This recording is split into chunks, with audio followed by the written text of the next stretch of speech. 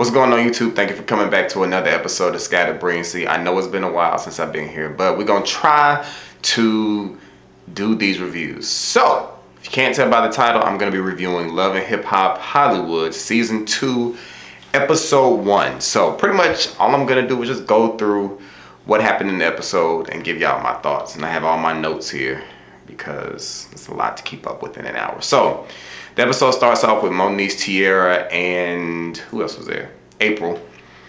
And pretty much all this episode was doing was giving an update on everybody and everything that's happened since, we saw them during the reunion. Now, let me say that, yes, I do watch the show, but no, I'm not like invested in the show where my heartstrings are being tugged at. I'm fully aware that reality TV is not really reality. And a lot of them are just put into situations. So it's just entertainment. So they're on the beach kind of catching up. And, when they show the confessionals, everybody looks pretty decent. Looks like the checks cleared from last season and everybody's trying to up their game and put a little bit of color in their hair. However, Tierra's confession look is a little bit too much going on in the boobage area. Yeah, there's a little bit too much going on there. And speaking of the confessional thing, April has that bull thing in her nose that makes you like, I just want to say, Olay! That's what I want to say when I see her come on the TV screen. But ladies, take those out your noses. Those look terrible. I don't know who started that whole thing. You look like a bull. But so what was going on? They weren't really talking about anything. Like I said, they were just catching up. But April mentions that she is throwing a party because now that she's had her and Omarion's son Mega, she wants to start hanging out with her old friends and some of her new friends. So she says she's going to be throwing a party, and she just wanted to let Tierra know that she invited Princess to the party. So she just wanted to kind of give her a heads up. So that's pretty much all they were talking about. Next, we check in with Hazel, who is just returning from her grandfather's funeral. Rest in peace, granddad. And she's meeting up with a new character to the show named Milan. And, they're just kind of talking. I guess they're old friends. And Milan is at the board. And Miles, a new character, is in the booth rapping. He's a LA rapper.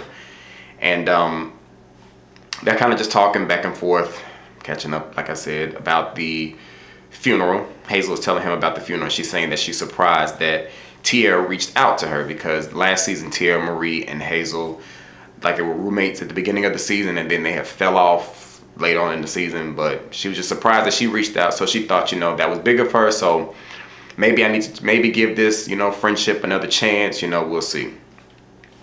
As she leaves the studio, Milan asks her to ask Miles to come back in. But I skipped some stuff, which I'm going to do.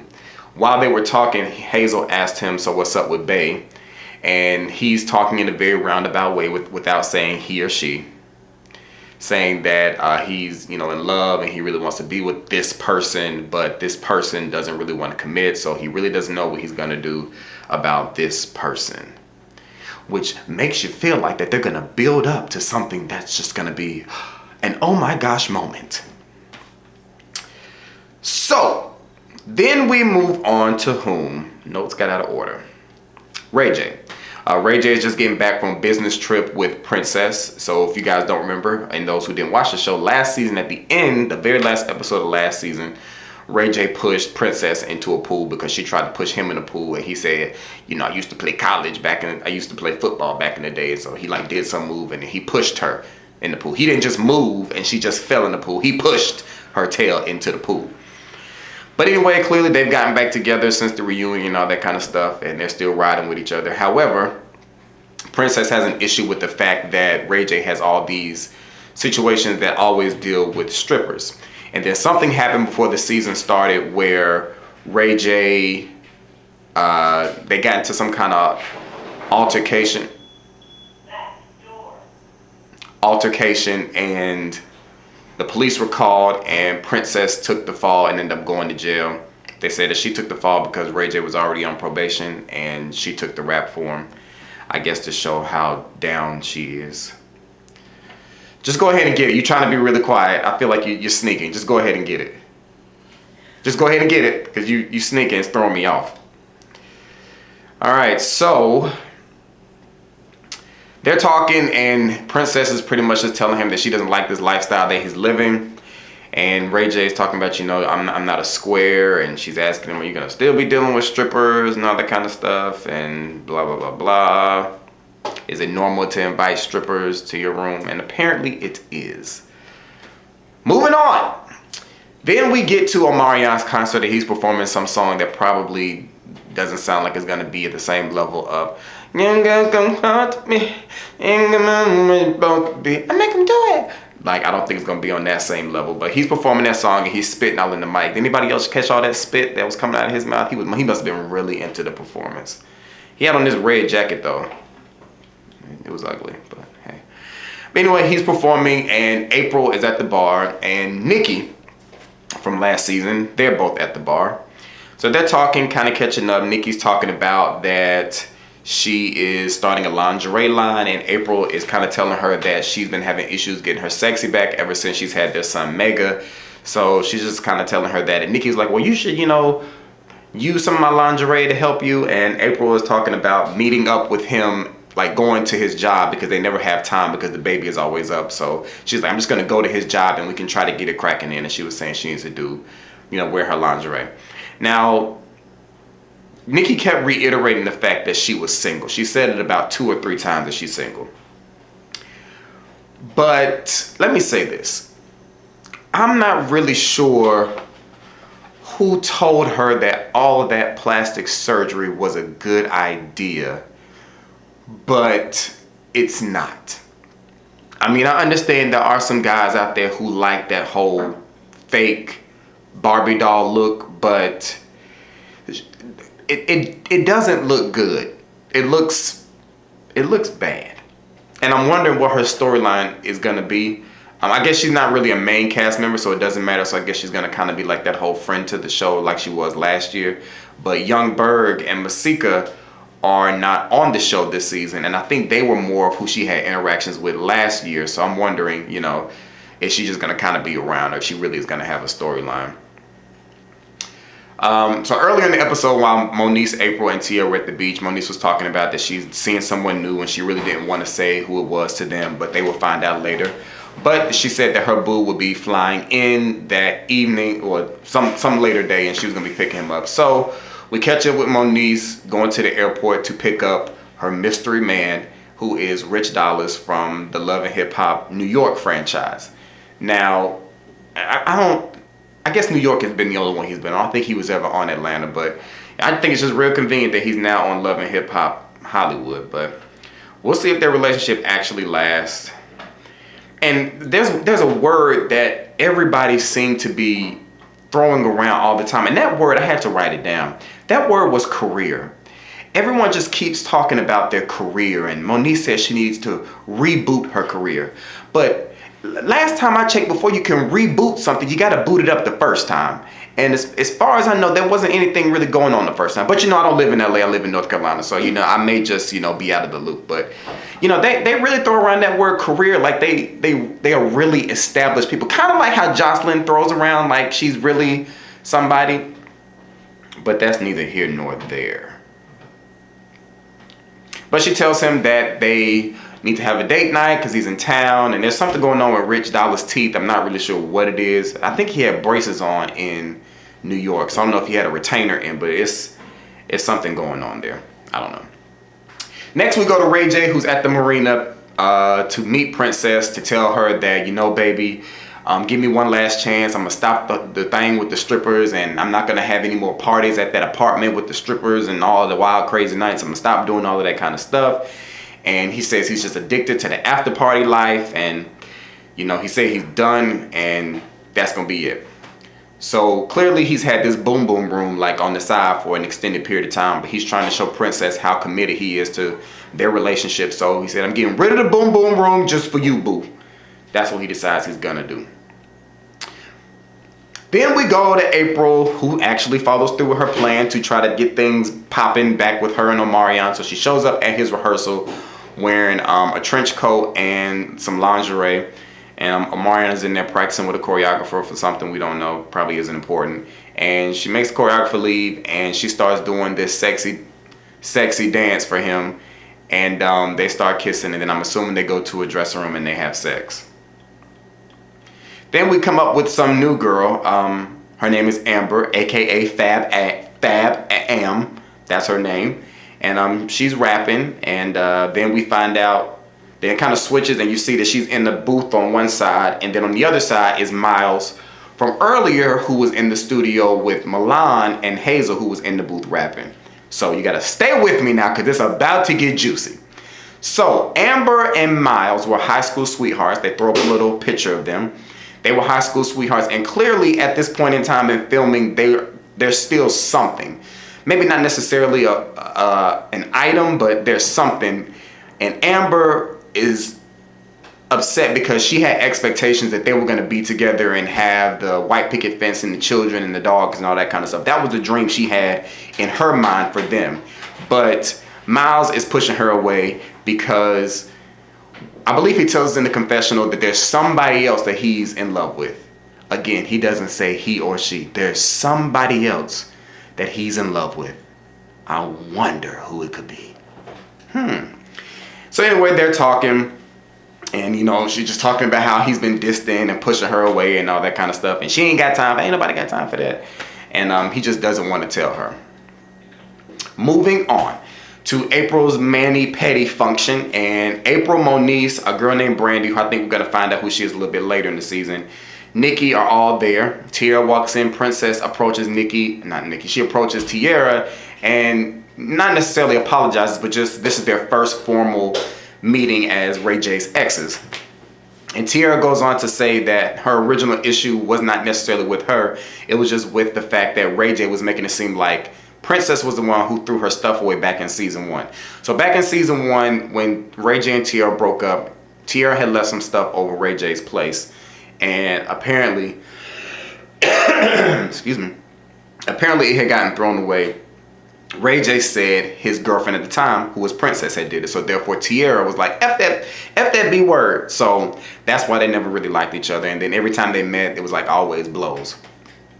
So they were trying to, you know, hash that out. But Tiara then was like, I don't even know why you're really worried about me, because you're always in the news with Ray J and all this kind of stuff. And Princess was trying to say, no, that's really not what it is. And then Princess starts crying. And she starts crying because Tiara starts like speaking life into her and saying, you know, you deserve better. You deserve a man that's going to do X, Y, and Z, and all that kind of stuff. Now, I found this interesting, and this is a lesson in this video. Princess said that she had never heard before that she deserved better and all that kind of stuff. Now, the lesson in that is, parents, tell your children what they deserve so that they don't have to get on national television to hear it from somebody who's been trying to fight them for years. You have to excuse me, I'm getting over a cold. And this is the most I've talked. This is probably real ratchet, but I don't care. So she said she never heard it before. And so like it's sad that it takes a girl to get to like 20 something years old before she hears from another female that she's worth it, when she should have been hearing that from somebody in her family, be it a mother or father or even a boyfriend. And really, her hearing that she wasn't worth it, or never have hearing that she's worth it, is probably the reason why she's put up with Ray J's mess for so long. Dang. So then we go to Miles, and he is taking a shower in the very dramatic Love and Hip Hop slow motion type way. And he walks into the room and he gets in bed. No, Milan. Milan is taking a shower, and very dramatic. He gets into the bed with a towel on, and who just so happens to be in the bed but Miles. Oh my goodness. They're gay. This is a gay relationship. The reason why Miles can't tell his girl that he ain't really trying to get that cooch no more is because he's taking peen now. That's why. I think Mona fell off with this whole storyline. Now, this storyline would have been more dramatic and been more of a wow factor if the blogs and everybody hadn't already been talking about the fact that there was going to be a gay couple on this season, and if they hadn't been doing interviews talking about the other male cast members not wanting to associate themselves, you know, with them. So that took away a lot of the wow factor in the fact that we already knew they were gay. So that whole not saying he or she and avoiding those kind of gender assignment type words was really pointless. So anyway, They're laying in bed, and Milan is pretty much telling him the same thing that he was telling Hazel, that, you know, he really wants a committed relationship, but Miles just, you know, he's not ready to go there because this is the first guy that he's ever been with, and he's not really ready to come out. Nobody in his family, nobody period, aside from him, knows that he's gay. Now, I don't know if Milan knows about Amber, and I don't know if Miles and Amber are still sleeping together. Clearly, Miles and Milan are sleeping together. So that could be really, really messy all in itself. So I hope that, you know, that doesn't, you know, that could be really bad. So anyway, they're just talking, and Milan is pretty much like, you know, if we can't get this together, I'm just going to have to cut you off, and we're just going to have to wrap it up. I thought that was a real interesting pun. We're just going to have to wrap it up. All right, so then we move on to Ray J's Boom Boom Room send-off party. Ray J's in there turning up with a bunch of randoms and some strippers who looked less than stellar. And we cut to another shot of Princess at home, dressed and ready to go, because, you know, that's how most people chill. They just ready to go at any given moment. And she gets a text from somebody else asking, is she going to Ray J's send-off party? And she's like, oh my gosh, what send-off party? See, this is that kind of stuff I'm talking about. Like, you ain't about nothing, and you said you was gonna be done, but you doing the party and all that kind of stuff. And so she goes over to the apartment, and she just so casually walks in because everybody leaves their apartment unlocked. She walks in and she sees big booty girls, you know, making it clapping. Of course, she just gets upset, and nobody notices her walk in. Nobody says, oh, hey, who's her? Who's the girl that just walked in? And I know I said, who's her? Because they're just so entranced by the flappity flappity flap. So she, in this time that she's walked in and nobody's noticed her, she's made her way to the kitchen, got in a punch bowl, filled it with water, and proceeds to throw the water on the attendants at this party. And then it's like, oh, skirt. Like, you just gonna throw water on us, bruh?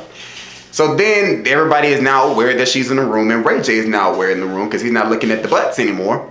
And then she throws something else, and pretty much all that happens after that is just fighting, arguing, cursing, a whole bunch of that other kind of stuff. Ray J tries to explain. She ain't really trying to hear it. You know, she's like, you know, I'm through with you. You were supposed to be finished, but you're doing this. Even though he tries to explain that this is the send-off party, she's like, nah, bruh, I ain't dealing with you no more. And then Ray J completely flips and like, this is who I am. This is who I am. You want to know who the F I am? This is it. And she's like, you know what, bruh, whatever. I'm through with you. You and your dirty socks. And then some random chick in the crowd is like, he may have dirty socks, but you got crusty feet. And then she was like, oh, wait, chick, you're not talking about me having crusty feet, because she turns back and goes back into the party, and she proceeds to commence fighting this random chick. They fighting, security jumps in, and security drags the random girl out. She looked like she had on overall, like an overall skirt. They make those? She looked like she had on an overall skirt, and they dragged her out, and as she's being dragged out, because we don't know her name, because she's a random, she kicks a hole in his wall. And, you know, Princess like bomb B word, and, you know, B A N word, B word, A word, N word. You know, I can't curse like that. So, and that's pretty much how the episode ends. As far as I know, I didn't leave anything out. My throat is hurting now. But that is my review for Love and Hip Hop Hollywood Season 2, Episode 1. I'm gonna attempt to review every episode, and just fully enjoy the ratchetness that's about to come from these LA people. Make sure you guys like, rate, comment, and subscribe. And I will be seeing you all, if no other time, I'll be seeing you all next week. Same time, same place. I will talk to y'all later so I can go get me a Ricola. Peace.